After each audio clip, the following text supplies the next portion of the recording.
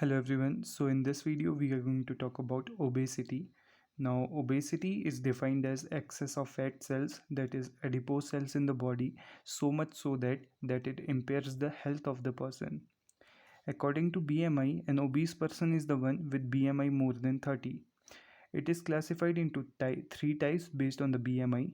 30 to 40 is the BMI is the type 1 obese.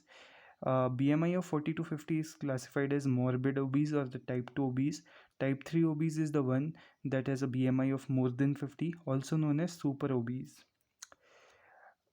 In obese person, generally there is caloric imbalance. There is an increased caloric intake and there is decreased expenditure of the energy. We will discuss about it in further lectures.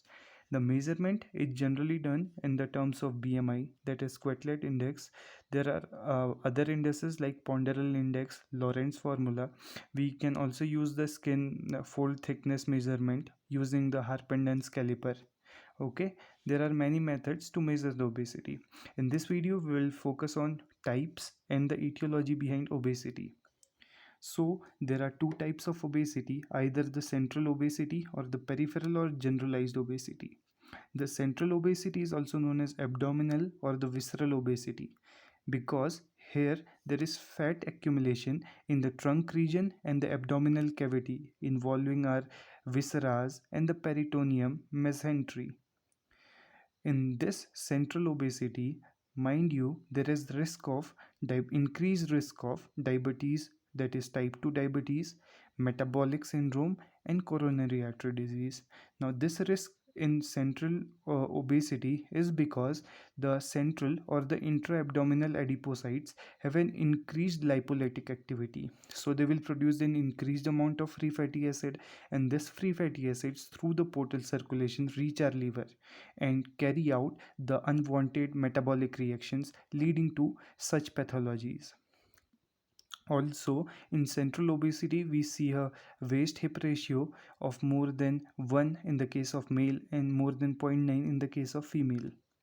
The generalized obesity is the one where we see diffuse accumulation of fat cells within the subcutaneous tissue. Not a lot to discuss about generalized obesity. Now let's go on with the etiology behind obesity. So there can be genetic factors, environmental factors, and then there are reversible causes for obesity. Talking about the genetic factors, we have polygenic disorders, means multiple genes contributing to the obesity.